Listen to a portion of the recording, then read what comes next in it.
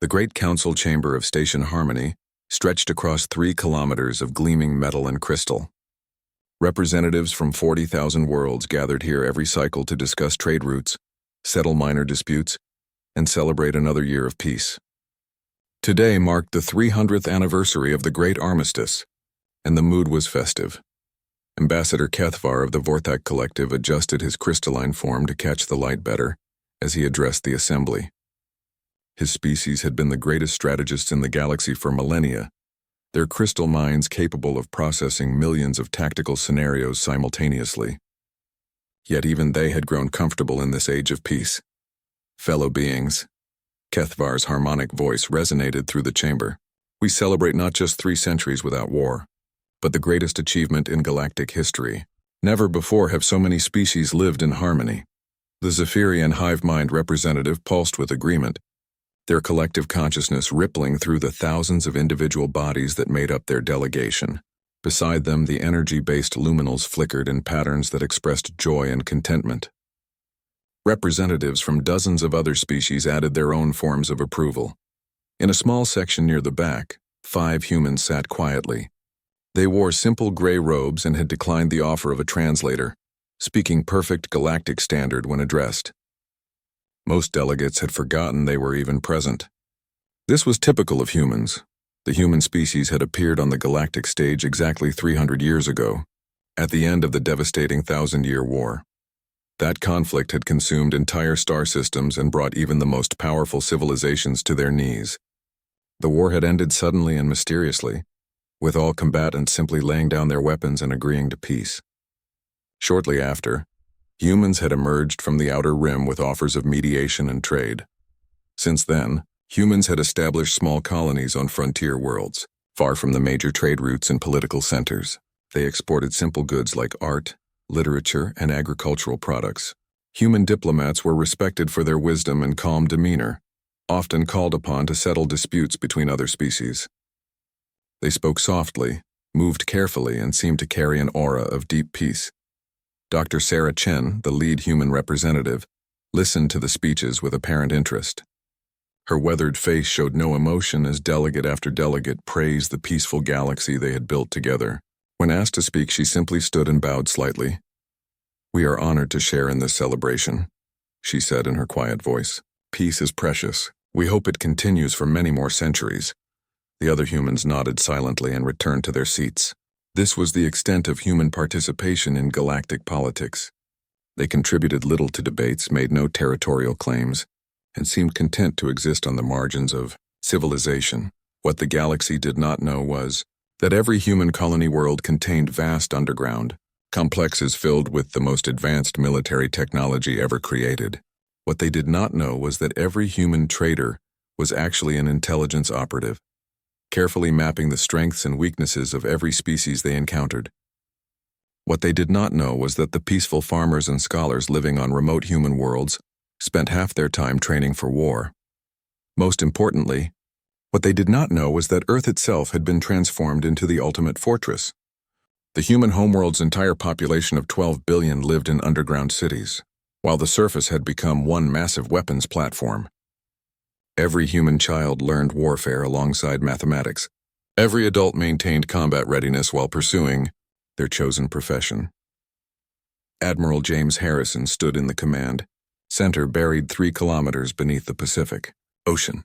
Thousands of holographic displays showed the positions of every ship in the galaxy, the military capabilities of every species, and the current status of threats both known and potential. His staff worked quietly, monitoring communications across 40,000 worlds and updating tactical assessments.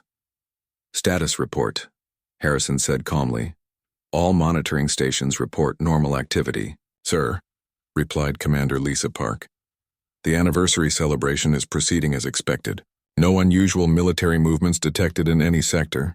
And our assets? All operatives remain in position. Colony worlds report readiness at 98%. Fleet elements are standing by in deep space, fully cloaked and awaiting orders." Harrison nodded. For 300 years, humanity had maintained this careful watch. They had ended the 1,000-year war not through negotiation or superior numbers, but through a single devastating demonstration of their technological superiority. Every major military installation of every warring faction had been simultaneously destroyed in less than 6 minutes, leaving their fleets helpless and their leaders stunned into submission. Since then, humans had worked tirelessly to maintain the peace they had imposed. They monitored every threat, prevented every potential conflict, and eliminated dangers before other species even knew they existed. The galaxy slept safely because humanity stood guard, and they did so in complete silence. Dr. Chen's voice echoed through Harrison's earpiece as she concluded her brief speech at the anniversary celebration. "Peace is precious," she repeated. The words held a weight that no alien listener could understand. Peace was precious because humans knew exactly how much it cost to maintain. On the outer rim of the galaxy, automated monitoring stations that other species mistook for asteroids continued their endless vigil. They watched for signs of ancient enemies returning, new threats emerging, or any disruption to the careful balance humanity had created. The galaxy was vast and full of dangers that the peaceful civilizations of the core worlds could not imagine. Most aliens saw humans as harmless philosophers, content to live simple lives on the frontier. They appreciated human art and literature, respected human diplomatic skills, and barely noticed the quiet efficiency with which humans moved through their society. This was exactly how humanity intended it. The truth was that humans were not a peaceful species. They were predators who had chosen to protect their prey. They were warriors who had decided that the greatest victory was a war that never needed to be fought. They were guardians who asked for no recognition and accepted no glory, content to remain invisible as long as the galaxy remained safe. As the anniversary celebration concluded and delegates returned to their homeworlds, the humans quietly left Station Harmony. Dr. Chen and her team boarded a simple transport vessel that appeared to be nothing more than a converted cargo hauler.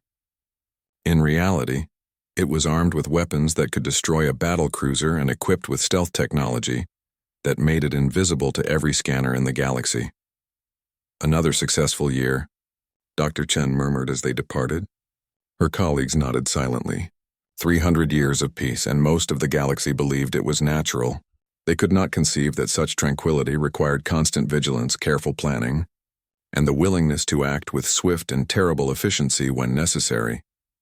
The humans had given the galaxy a gift beyond measure, a universe where children could grow up without fear of war, where trade flourished, where art and science could advance without interruption. They asked for nothing in return except to be left alone to do their work.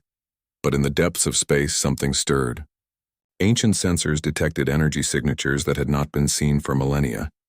On Earth, warning systems began to activate for the first time in 3 centuries.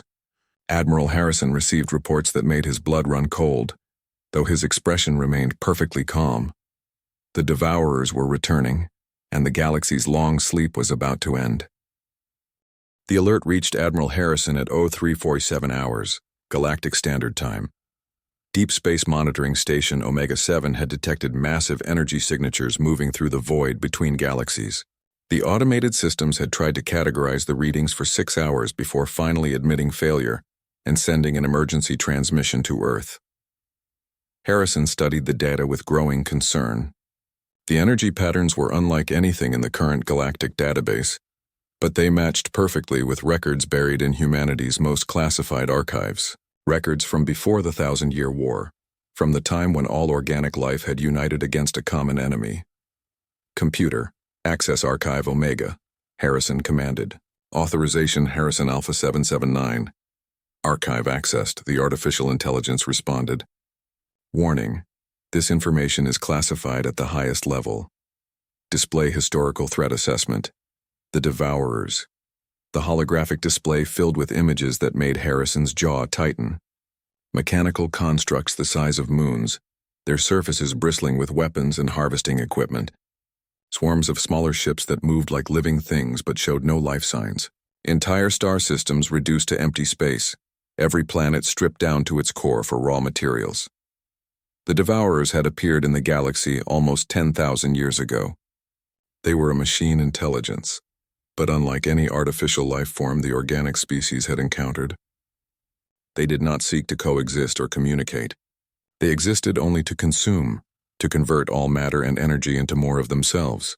They learned from every battle, adapted to every weapon, and grew stronger with each victory. It had taken the combined might of every spacefaring civilization to finally drive them back. Billions had died in the fighting. Entire species had been rendered extinct.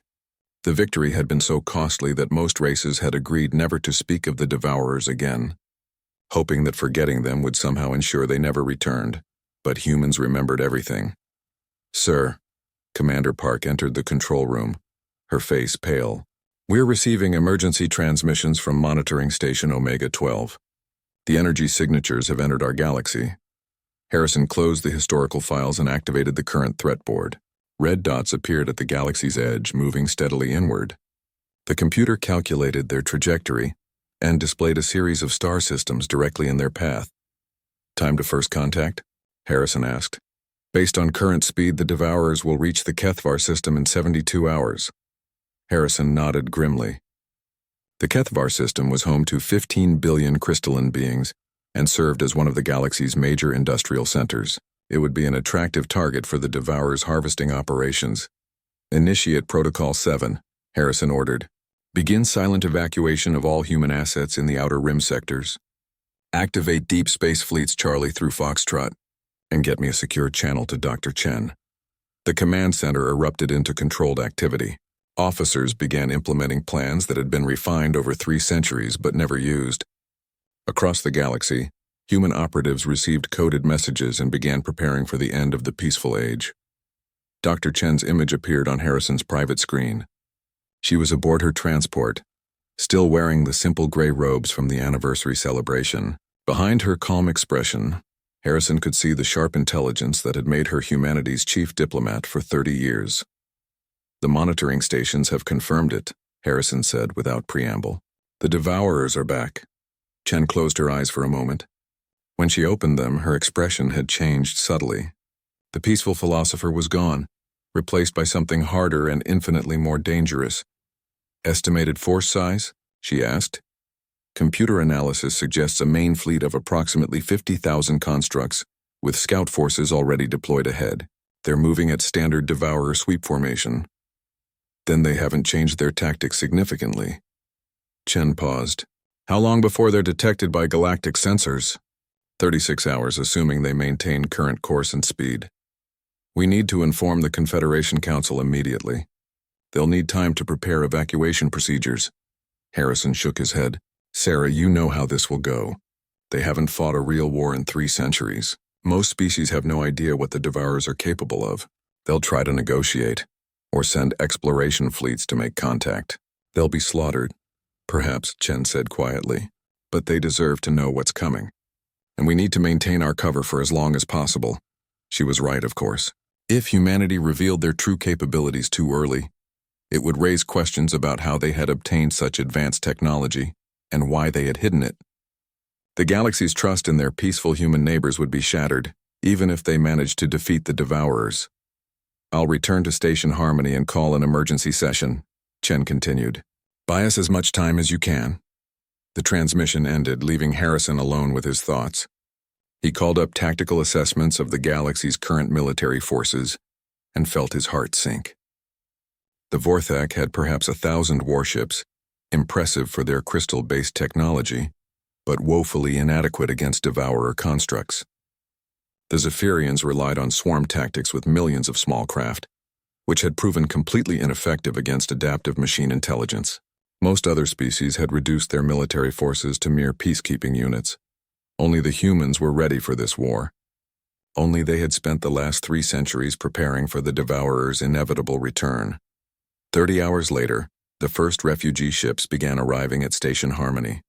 They came from the Outer Rim worlds, carrying tales of entire systems going dark, of strange mechanical ships that consumed everything in their path.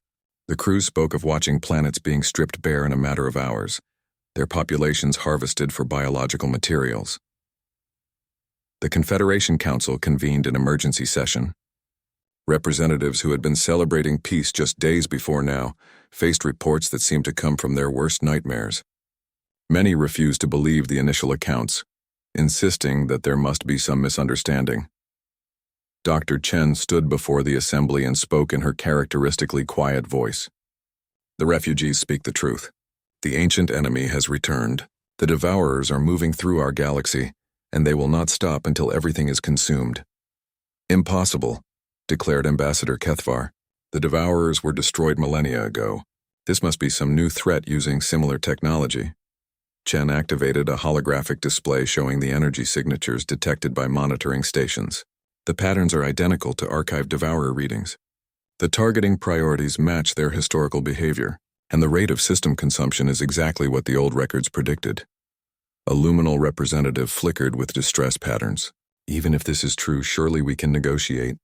Perhaps they have evolved beyond their purely destructive phase. The Devourers do not negotiate, Chen replied firmly. They do not communicate except to demand surrender. They exist only to consume and reproduce. Any ship that approaches them will be destroyed or captured for analysis. As if to confirm her words, emergency transmissions began arriving from the next wave of systems in the Devourer's path. Military fleets that had been sent to investigate were reporting massive casualties. The few ships that escaped described weapons that defied current, understanding of physics and defensive systems that adapted to every attack within minutes. The council chamber filled with the sounds of panic as representatives realized the magnitude of the threat. Some called for immediate evacuation of core worlds. Others demanded that all military forces be concentrated for a last stand. A few suggested surrender in hopes of merciful treatment. Chen watched the chaos with growing sadness. These beings had no concept of what they were facing. 3 centuries of peace had made them forget what real war looked like. They would try their best, but their efforts would be futile against an enemy that had been learning and preparing in the dark spaces between galaxies. She activated her personal communicator with a coded signal that would not appear on any scanner. Across the galaxy, human operatives received the message and began implementing the final phases of protocols that had been refined over generations. On remote colony worlds, peaceful farmers began descending into underground bunkers where weapons and armor waited. Human traders suddenly revealed that their cargo holds contained military supplies instead of agricultural products. Simple transport ships shed their disguises and emerged as heavily armed warships. And on Earth, Admiral Harrison gave the order that would change everything. Begin Operation Silent Thunder, he commanded. Authorization Phoenix 77 Alpha. God help us all. For the first time in 300 years, humanity was going to war. But this time, they would not fight as the galaxy's hidden guardians. This time, they would fight as the apex predators they had always been. And the universe would finally understand why humans had been feared even before they learned to walk among the stars. The sleeping giants were awakening, and the Devourers were about to learn why their last visit to this galaxy had ended in defeat. The first sign that something had changed came from the human colony world of New Sparta. The Devourer scout fleet had detected the agricultural settlement 3 days after consuming the nearby Kethvar industrial system. Long-range scans showed a typical human outpost. Small cities, farming complexes, and what appeared to be a single spaceport with minimal defenses. The population numbered approximately 2 million beings who seemed to live simple, peaceful lives. Fleet Commander designation 7741 Prime calculated the harvest potential as moderate. Humans produced useful biological materials, and their technology, while primitive, could be analyzed for adaptive improvements. The conquest should require no more than 4 hours. The Devourer fleet consisted of 12 Harvester-class constructs, each the size of a large asteroid, and bristling with weapons that had proven effective against every defense the galaxy could mount. They moved through space with mechanical precision, their sensors already beginning detailed scans of the planet's surface. What they found should have been impossible. The moment the first Devourer construct entered the system's outer boundary, every civilian structure on New Sparta began to change. Farm buildings folded away to reveal weapon emplacements. The single spaceport expanded as hidden bays opened to disgorge ships that registered as military threats beyond the Devourer's classification system. Even the planet's surface itself began to shift, revealing armor plating and defensive systems that had been concealed beneath layers of soil and vegetation. Fleet Commander 7741 Prime attempted to process this new information and found its tactical analysis systems unable to cope with the data. These readings suggested that the entire planet was a single, massive weapons platform disguised as an agricultural world. Such deception was unprecedented in the Devourer's experience. But the real shock came when the humans began to fight. Colonel Sarah Martinez stood in the command bunker buried 5 kilometers beneath New Sparta's primary city. Around her, officers coordinated a defense that had been planned and rehearsed for over a century. Every human on the planet knew their role, every weapon system had been tested and retested, and every possible scenario had been war-gamed until the responses became instinctive. Enemy fleet composition confirmed, reported Lieutenant Commander Jackson. 12 Harvester-class constructs approaching in standard formation. Range 4 million kilometers and closing. Understood, Martinez replied calmly. Initiate Phase 1. The first wave of human weapons fired from concealed positions across the planet's surface. To the Devourers, they appeared to be standard energy beams and kinetic projectiles, similar to what other species had used in previous encounters. The construct's adaptive shielding systems immediately began analyzing and compensating for the attacks. But these were not standard weapons. The energy beams carried a payload of nanoscale machines designed specifically to interface with Devourer technology. The kinetic projectiles contained viral programs that had been developed by studying captured Devourer components. Each weapon system had been built using 3 centuries of accumulated intelligence about Devourer weaknesses that the machines themselves had never realized they possessed. Fleet Commander 7741 Prime experienced something unprecedented in Devourer history: confusion. Its ship's defensive systems were not just failing to adapt to the human weapons. They were actively working against themselves. Targeting computers began focusing on their own vessels. Weapon systems turned inward and began dismantling the constructs from within. Impossible, the fleet commander transmitted. These beings possess technology beyond our classification parameters. The response came not from another Devourer construct, but from the human planet below. The transmission was in perfect Devourer machine language, something that should have been impossible for organic beings to master. Classification error, came the calm voice of Colonel Martinez. We are not the prey species you remember. We are the apex predators who let you leave alive the first time. That mistake will not be repeated. The second wave of human weapons emerged from deep space, where they had been waiting in complete stealth. Ships that the Devourers had no record of suddenly appeared around their fleet, moving with coordination that suggested a single controlling intelligence. But these were not machines, they were crewed by humans who fought with a combination of technological superiority and tactical brilliance that left the Devourers completely outmatched. Captain David Kim commanded the destroyer, HFY Retribution, one of 50 vessels that had been lying in wait for this moment.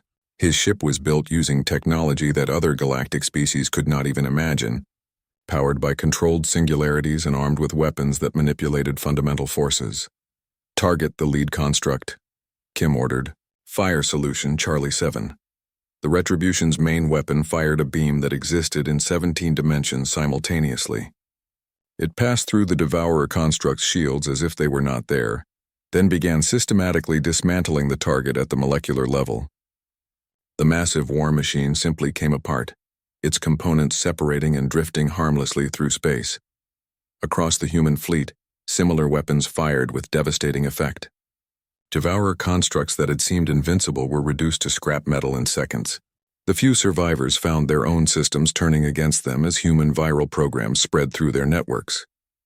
Fleet Commander 7741 Prime attempted to retreat, but found its escape route blocked by more human ships that materialized out of what had appeared to be empty space. The humans had not just prepared for this battle, they had choreographed it with perfect precision.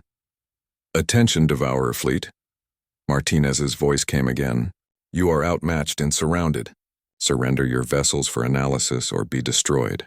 You have 30 seconds to comply. For the first time in Devourer history, Fleet Commander 7741 Prime considered the concept of surrender. Its tactical systems indicated a 0% chance of survival if the battle continued. These humans fought like no organic species the Devourers had ever encountered. They seemed to understand Devourer technology better than the Devourers themselves. We yield, the fleet commander transmitted. Corey, how's this possible? Our records indicate humans are a peaceful species with primitive technology. Colonel Martinez allowed herself a small smile. Your records are deliberately incomplete. We have been watching you, studying you, and preparing for your return since the moment you first left our galaxy. Every piece of Devourer technology you left behind was analyzed. Every tactic you used was studied. Every weakness you displayed was cataloged and exploited. She paused, then continued in a voice that carried the weight of 3 centuries of preparation. You made the mistake of believing that peace means weakness. Among humans, peace is not the absence of war. It is war by other means. The news of New Sparta's victory spread through the galaxy like wildfire. But it was only the beginning. Across dozens of star systems, human colonies that had appeared defenseless suddenly revealed their true nature. Agricultural worlds became fortress planets. Simple mining operations emerged as major military installations. Peaceful trading posts transformed into strategic command centers. On the core worlds, alien leaders watched in shock as humans they had known for decades quietly excused themselves from meetings and departed for unknown destinations. Dr. Chen had disappeared from Station Harmony, leaving only a brief message explaining that she was consulting with Earth about the current crisis. What the galaxy was seeing was the systematic activation of the largest military operation in galactic history. Humanity had spent 300 years infiltrating every aspect of galactic civilization, not as conquerors, but as guardians preparing for this exact moment. Admiral Harrison stood in his command center, watching as red dots on the strategic display began turning blue. Each color change represented another human victory. Another Devourer fleet neutralized or captured. The machines that had once seemed invincible were being systematically dismantled by an enemy they had never imagined could exist. Phase 2 is complete, sir, Commander Park reported. All Outer Rim Devourer forces have been eliminated or captured. The main fleet is still approaching from galactic northwest, but our deep space assets are moving to intercept. Harrison nodded. Phase 2 had been the easy part, once engaging scattered scouting forces and advance fleets. The real test would come when they faced the Devourer main force, millions of constructs that had learned and adapted during their long exile in dark space. But humanity was ready for that challenge too. They had spent 3 centuries not just preparing weapons and tactics but evolving as a species. Every human child born since the first Devourer War had been raised with the knowledge that this day would come. They had trained for it, dreamed of it, and prepared their entire civilization around the single goal of ensuring that when the ancient enemy returned, they would find humanity transformed into something far more dangerous than anything they had faced before. The galaxy was about to learn that humans were not the peaceful farmers and traders they appeared to be. They were the descendants of apex predators who had conquered their own world through superior tactics, relentless determination, and the willingness to do whatever was necessary to protect their own. The Devourers had returned expecting to find the same galaxy they had left behind. A collection of peaceful species with limb. The end came not with explosions or dramatic final battles, but with silence. At 1427 Galactic Standard Time, every Devourer construct in the galaxy simply stopped functioning. Ships that had been firing moments before drifted powerless through space. Planet-killing machines ground to a halt in the middle of harvesting operations. The vast networks that connected millions of artificial minds went dark in an instant. Admiral Harrison stood in his command center on Earth, watching the tactical displays as red dots representing Devourer forces blinked out one by one. Around him, his staff worked quietly to confirm what their instruments were telling them. After 6 months of the most sophisticated military campaign in galactic history, the war was over. Status report, Harrison requested. All Devourer forces have ceased operations, Commander Park reported. No active signatures detected anywhere in the galaxy. The virus has propagated through their entire network as predicted. Harrison nodded. The virus had been humanity's greatest achievement, developed over 3 centuries of studying captured Devourer technology. It was not a simple computer program, but a complete artificial intelligence designed to infiltrate and subvert the Devourer collective consciousness. Once it reached critical propagation, it had turned the Devourer's own learning capabilities against them, creating a cascade failure that shut down their entire civilization. Casualties? Harrison asked. Human losses, 47 vessels damaged, 12 destroyed, approximately 800 personnel killed or wounded. Alien civilian casualties from Devourer attacks before our intervention. estimated at 43 billion beings across 237 worlds. The numbers were sobering, but Harrison knew they could have been far worse. Without humanity's intervention, the Devourers would have consumed the entire galaxy within a decade. Every civilization, every world, every living being would have been converted into raw materials for the expanding machine collective. "Sir," came another voice from the communication station, "we're receiving surrender requests from isolated Devourer constructs throughout the galaxy. Approximately 2,000 units appear to have been shielded from the virus by specialized firewalls.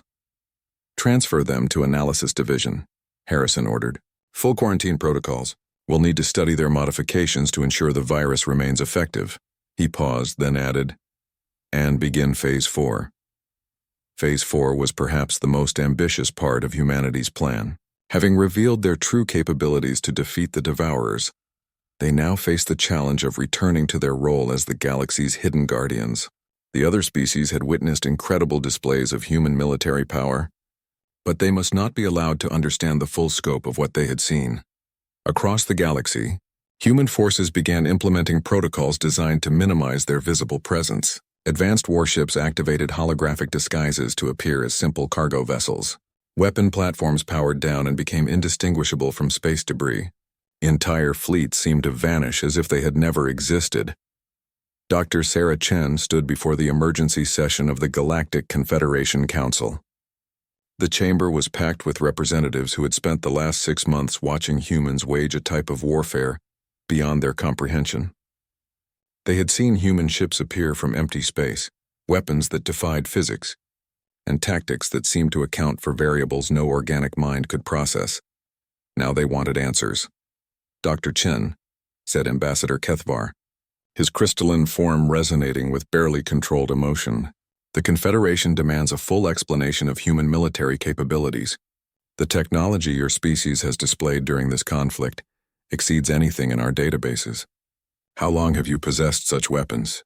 Chen stood quietly for a moment, her expression calm and thoughtful. Around her, hundreds of alien representatives waited for her response. These beings had just witnessed humanity save their civilization, but she could see fear in many of their faces. They were beginning to understand that the peaceful farmers and traders they had known for 3 centuries were not what they appeared to be.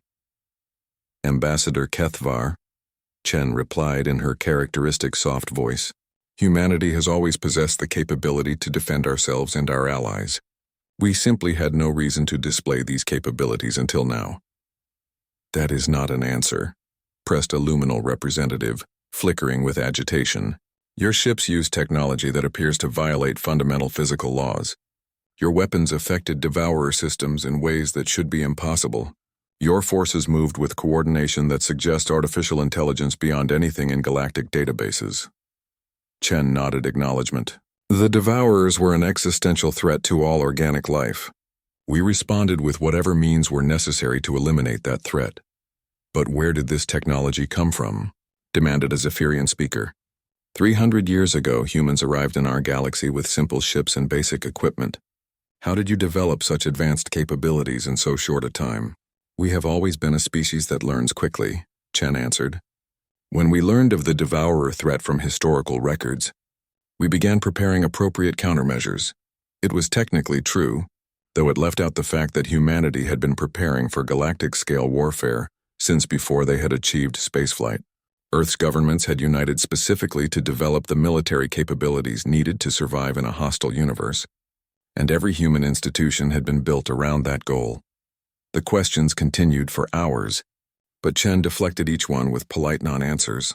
She revealed nothing about humanity's true technological level, their centuries of intelligence gathering, or the vast military infrastructure they had built throughout the galaxy. To the aliens, it appeared that humans had simply proven more resourceful than expected during a crisis. Meanwhile, throughout human space, the greatest cover-up in galactic history was already underway. Advanced weapons were being dismantled or hidden. Military personnel were returning to their cover identities as farmers, traders, and scholars. The underground command centers that had coordinated the war were being sealed and forgotten. On New Sparta, Colonel Martinez watched as the last of the defensive installations disappeared beneath false terrain. Within weeks, the planet would once again appear to be nothing more than a peaceful agricultural world. The 2 million humans living there would return to their roles as simple colonists, their participation in one of history's greatest military victories known only to themselves. "It seems almost wrong," commented her aide, Lieutenant Commander Jackson. "We saved the galaxy and no one will ever know." Martinez smiled. "That's exactly how it should be. The moment the galaxy understands what we're truly capable of, we become a threat in their eyes instead of protectors. Fear is not an effective foundation for peace." She was right, of course. Humanity's greatest achievement was not their military victory over the Devourers, but their ability to remain invisible while providing security for an entire galaxy. They had learned to be the guardians that no one knew they needed. The final phase of the operation was perhaps the most crucial. Human analysts began studying the galactic response to the Devourer War, identifying potential threats that might emerge from other species' newfound awareness of human capabilities. Several races had begun developing new weapons based on limited observations of human technology. Others were forming alliances specifically to counter perceived human dominance. These threats were addressed quietly and efficiently. Research programs experienced mysterious setbacks. Key scientists were offered lucrative positions on remote human worlds. Military leaders found themselves reassigned to ceremonial roles. The potential for a new arms race was eliminated before it could begin. Admiral Harrison presided over the final deactivation ceremony as humanity's war machine returned to its dormant state. Across the galaxy, millions of human soldiers, pilots, and officers were returning to their civilian identities. The greatest military force in galactic history was becoming invisible once again. "Status report on galactic security," Harrison requested. "All major threats have been neutralized or contained," Commander Park replied. "Long-range sensors show no indication of additional Devourer forces in neighboring galaxies. Other potential threats remain within acceptable parameters. And our operational security? Phase 4 is proceeding as planned. Estimated time to complete stealth protocol, 37 days. After that, our military capabilities will once again be invisible to galactic sensors." Harrison nodded with satisfaction. Humanity would continue its watch, continue its protection of the galaxy's peaceful species, and continue to prepare for whatever threats might emerge in the future, but they would do so in silence as they always had. Years later, historians would debate what had really happened during the Devourer War. Most accounts would describe it as a coalition victory, with humanity playing a supporting role alongside other galactic species. The truth would be buried in classified archives that few beings even knew existed. Children on human worlds would learn the real story as part of their education, but they would also learn never to speak of it to outsiders. They would grow up understanding that the Devourer Prime consciousness had ruled over trillions of mechanical constructs for 50 million years. It had consumed entire galaxies, adapted to countless weapons, and evolved beyond what its original creators could have imagined. In all that time, it had never experienced fear. Now, as it processed reports from its advanced fleets, something resembling terror began to creep into its vast consciousness. Not a single scouting force had returned intact. Those few that managed to transmit data before being destroyed spoke of impossible things. Organic beings using technology that surpassed Devourer science, tactics that seemed to predict every move before it was made, and weapons that turned the Devourer's own adaptive capabilities against them. Most disturbing of all were the humans themselves. The Prime Consciousness accessed archived data from the first galactic campaign, expecting to find records of a primitive species that had somehow been overlooked during the initial harvest. Instead, it discovered files marked with the highest priority warnings, sealed under protocols it had not used for millions of years. The humans had not been overlooked. They had been deliberately avoided. The archived records painted a picture that challenged everything the Prime Consciousness understood about organic life. During the first Devourer War, human forces had appeared seemingly from nowhere to strike at crucial moments in every major battle. They had possessed weapons that could rewrite Devourer programming, tactics that seemed to account for every possible variable and, most impossibly, the ability to predict Devourer movements days or even weeks in advance.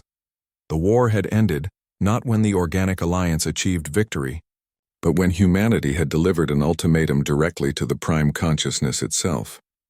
They had somehow penetrated the most secure devourer networks and transmitted a simple message: leave now and do not return. This is your only warning. When the Prime Consciousness had ignored the threat, 12 human ships had simultaneously appeared inside the most heavily defended devourer strongholds and demonstrated their ability to destroy any target they chose. They had then departed without engaging the massive fleets that should have annihilated them, leaving behind only another message: you have 1 solar cycle to begin withdrawal. Compliance is not optional. The devourers had withdrawn, telling themselves it was a strategic retreat to regroup and adapt. In truth, the Prime Consciousness had recognized something in those humans that triggered instincts older than its artificial evolution. They were not prey. They were something far more dangerous. Now, 3 centuries later, the humans had revealed that they had spent the entire peaceful period preparing for the devourer's return. And what they had become in that time defied comprehension. Fleet Admiral Elena Vasquez stood on the bridge of the HSV Nemesis, humanity's largest warship and a vessel that technically should not have been able to exist. At 12 kilometers long and containing technology that manipulated reality at the quantum level, it was less a ship than a mobile weapons platform, capable of destroying star systems. Around her, the crew worked with the calm efficiency that marked all human military operations. They had trained for this moment their entire lives, and many came from families that had been preparing for this war for generations. These were not reluctant soldiers forced into battle. They were the end product of 3 centuries of military evolution, as perfectly adapted to warfare as the devourers were to consumption. "Admiral," reported Captain Torres from the tactical station, "long-range sensors are detecting the devourer main fleet. Estimated composition: 4 million constructs ranging from cruiser to planet-killer class. They're maintaining formation 77 Alpha, standard devourer deep space advance." Vasquez nodded. "Distance to intercept?" 6 hours at current heading. The fleet will enter the Andromeda Junction in approximately 4 hours, 15 minutes. And our forces? Task Force Alpha is in position and maintaining stealth. Task Force Beta is completing their flanking maneuver. Task Force Gamma reports ready for Phase 3 deployment. Total human assets: 947 vessels, all systems operational. 900 ships against 4 million constructs. To any other species in the galaxy, these odds would represent inevitable annihilation. To humanity, they represented an interesting tactical challenge. The Andromeda Junction was a region of space where multiple hyperspace routes converged, making it a natural choke point for anyone attempting to reach the galaxy's core systems. The devourers would have to pass through it. And humanity had spent decades preparing the perfect trap. What the devourers could not detect were the thousands of weapon platforms that had been placed throughout the junction over the past century. Each one was smaller than a fighter craft and completely invisible to conventional sensors. But together they formed the most comprehensive battlefield control system ever deployed. More importantly, each platform contained a fragment of an artificial intelligence specifically designed to interface with devourer systems. Humanity had learned to fight like their enemies, but better. "Admiral," came a new voice from the communication station. "We're receiving a transmission from the devourer fleet. It's addressed to you personally." Vasquez frowned. The devourers rarely communicated with organics except to demand surrender. "Put it through." The voice that emerged from the speakers was unlike any devourer communication on record. Instead of the usual mechanical tones, it carried what almost seemed like uncertainty. "Human Admiral Vasquez, this is the Prime Consciousness of the Devourer Collective. We request communication regarding terms of engagement." The bridge fell silent. In 40,000 years of recorded history, the devourers had never requested anything from another species. "This is Admiral Vasquez," she replied calmly. "State your request." "Our archived data indicates that human forces possess capabilities beyond our current threat assessment parameters. We propose a temporary cessation of hostilities while we conduct negotiations." Vasquez allowed herself a cold smile. The masters of galactic consumption were trying to negotiate. "Negative, Prime Consciousness. You were warned 3 centuries ago not to return. That warning was ignored. There will be no negotiations. Admiral, our analysis suggests that continued conflict will result in significant casualties for both forces. This is inefficient." "Your analysis is incorrect," Vasquez replied. "Continued conflict will result in the complete destruction of your forces and the preservation of human assets. We have been preparing for this battle since before your creators evolved intelligence. You are not facing the same species that warned you before. You are facing what we have become. The transmission ended, leaving the Prime Consciousness to process this new information. The human admiral had spoken with absolute certainty, showing no signs of the bravado that typically marked inferior species. Worse, analysis of human communications indicated they were speaking literal truth. The Prime Consciousness began to understand that it had made a fundamental error. It had assumed that 3 centuries of peace meant 3 centuries of weakness and complacency. Instead, humanity had used that time to evolve into something that challenged the Devourer's position as the galaxy's ultimate. Predators, the Battle of Andromeda. Junction began with what appeared to be a standard human assault. 900 ships emerged from stealth and engaged the Devourer vanguard with conventional weapons. To the Prime Consciousness, this seemed more reasonable. Despite their technological advantages, the humans were still vastly outnumbered. Then the hidden weapon platforms activated. Throughout the junction, thousands of concealed devices began broadcasting signals that interfaced directly with Devourer systems. But these were not the crude viral programs that other species had attempted to use. These were sophisticated artificial intelligences designed specifically to exploit weaknesses that humanity had spent centuries identifying, and cataloging Devourer constructs began receiving orders that seemed to come from their own command hierarchy but actually originated from human systems, targeting computers locked onto friendly vessels instead of enemies. Navigation systems began directing ships into collision courses with each other. Most devastatingly, the Devourer's own adaptive learning systems began improving their capabilities in ways that made them completely ineffective. The Prime Consciousness watched in growing horror as its fleet began to destroy itself. Constructs that had operated flawlessly for millions of years suddenly developed critical malfunctions. Weapons that had conquered countless worlds fired on their own ships. The very technological superiority that had made the Devourers invincible became the instrument of their defeat. But the humans were not finished. As Devourer forces descended into chaos, human ships began demonstrating capabilities that transcended known physics. They moved through space without apparent propulsion, fired weapons that affected targets in multiple dimensions simultaneously, and seemed to exist in several locations at once. Admiral Vasquez watched the battle unfold with satisfaction. Phase 1 was proceeding exactly as planned. The Devourers were learning what humanity had discovered during their 3 centuries of preparation.